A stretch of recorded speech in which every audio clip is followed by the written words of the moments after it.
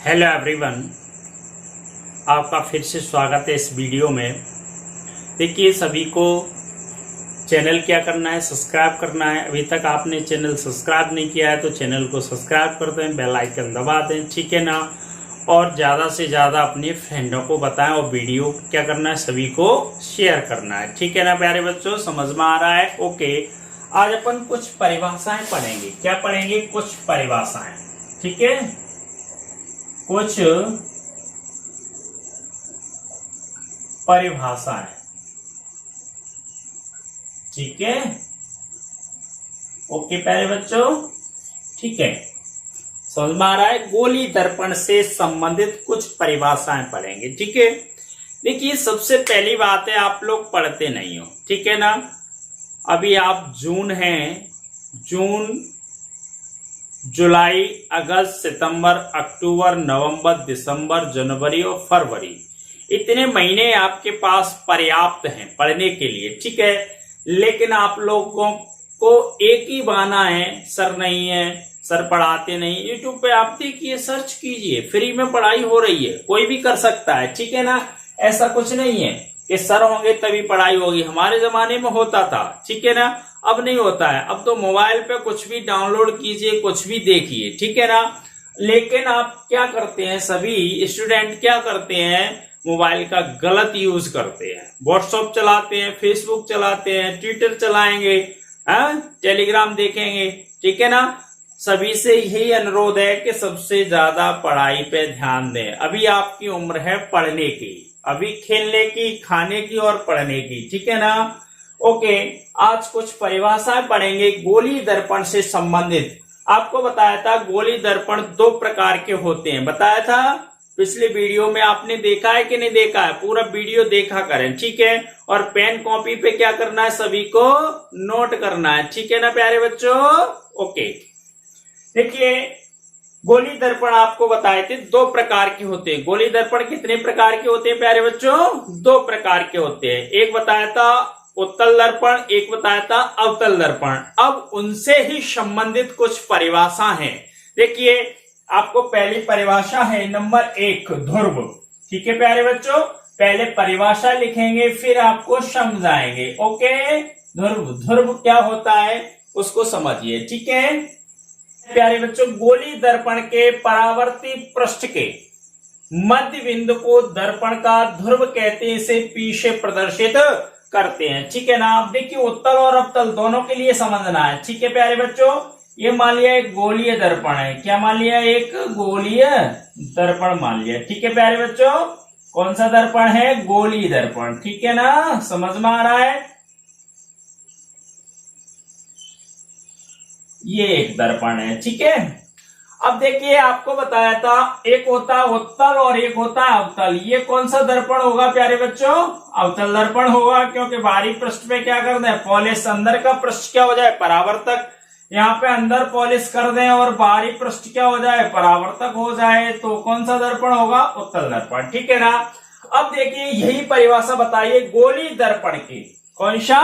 गोलीय दर्पण के, गोली दर्पण के परावर्ती पृष्ठ के मध्य बिंदु को दर्पण का ध्रुव कहते हैं, इसे पीछे प्रदर्शित करते हैं। अब देखिए, जो परावर्ती पृष्ठ है, परावर्ती पृष्ठ कौन सा होगा प्यारे बच्चों? अंदर का ये वाला जो पृष्ठ होगा, इसे बोलेंगे परावर्ती पृष्ठ, परावर्ती पृष्ठ, ठीक है प्यारे बच्चों, परावर्ती पृष्ठ। अब परावर्ती पृष्ठ का जो मध्य बिंदु, मध्य बिंदु मान लिया ये है, इसे ही क्या बोलते हैं? ध्रुव कहते हैं। अब उत्तल के लिए ये होगा, तो ये इसका ध्रुव होगा। इसे कैसे प्रदर्शित करते हैं? पी से।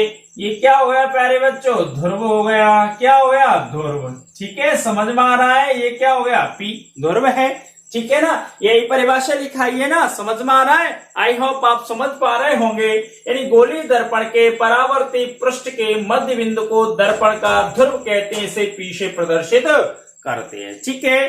दूसरा नंबर है नंबर 2, वक्रता केंद्र, वक्रता केंद्र, ठीक है प्यारे बच्चों। देखिए वक्रता केंद्र की क्या परिभाषा है, पहले परिभाषा लिखेंगे उस। देखिए क्या परिभाषा है प्यारे बच्चों, गोलीय दर्पण जिस गोले का भाग होता है उसके केंद्र को दर्पण का वक्रता केंद्र कहते, इसे सी से प्रदर्शित करते। मान लो ये परावर्ती पृष्ठ है, अब परावर्ती पृष्ठ है तो परावर्ती पृष्ठ क्या होगा, ये गोले का भाग होगा। अब गोले का भाग होगा तो उसका क्या होगा, ये केंद्र होगा। इधर भी क्या होगा, ये गोला होगा, उसका क्या होगा, केंद्र होगा। अब जो केंद्र होता है उसे क्या बोलते हैं, वक्रता केंद्र कहते हैं, यानी इसे सी से प्रदर्शित करते हैं। ये क्या हो गया प्यारे बच्चों, वक्रता केंद्र हो गया। क्या हो गया प्यारे बच्चों, वक्रता केंद्र। इसे क्या बोलेंगे, वक्रता केंद्र। ठीक है, समझ में आ रहा है, ये क्या हो गया, वक्रता केंद्र हो गया। ठीक है प्यारे बच्चों, ठीक है। अब नंबर 3 क्या, नंबर 3 है, नंबर 3 वक्रता त्रिज्या। वक्रता त्रिज्या, ठीक है प्यारे बच्चों। देखिए वक्रता त्रिज्या की क्या परिभाषा, गोलीय दर्पण जिस गोले का भाग होता है, गोली दर्पण जिस गोले का क्या होता है, भाग होता है, उसकी त्रिज्या को दर्पण की वक्रता त्रिज्या कहते हैं, इसे आर से प्रदर्शित करते हैं। ये मान लो ध्रुव है, या दूसरी भाषा में कहें ध्रुव और वक्रता केंद्र के बीच की जो दूरी होती है उसे ही क्या बोलते हैं, वक्रता त्रिज्या कहा जाता है। ठीक है ना प्यारे बच्चों, ये मान लो ऐसे रेखा जाएगी, ये ध्रुव है और ये क्या है, वक्रता केंद्र यानी सी है। इन दोनों के बीच की जो दूरी होती है या जो गोले की त्रिज्या होती है उसे ही क्या बोलते हैं, वक्रता त्रिज्या कहा जाता है, इसे आर से प्रदर्शित करते हैं। ठीक है ना प्यारे बच्चों। नंबर 4 क्या है,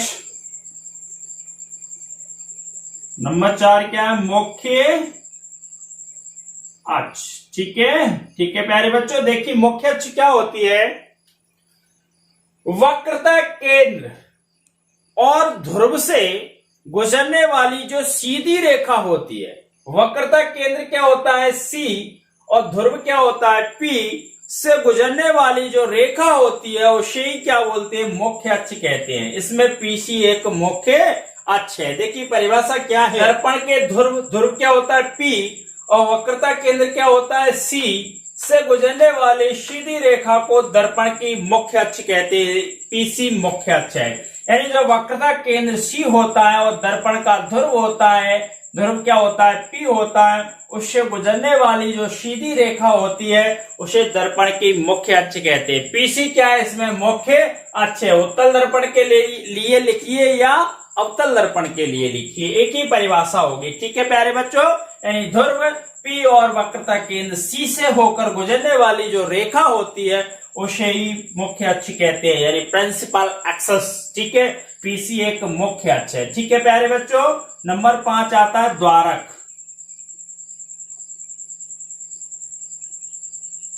द्वारक, ठीक है, देखिए क्या परिभाषा इसकी, देखिए द्वारक की, गोली दर्पण के सिरे के, गोली दर्पण का जो सिरा होता है, गोली दर्पण के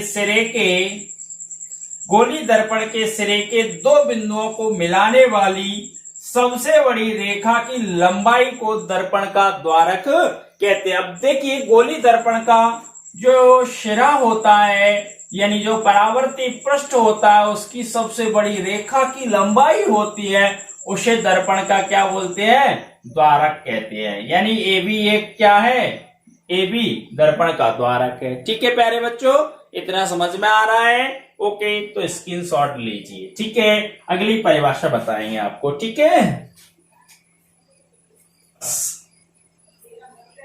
नंबर 6 मुख्य फोकस।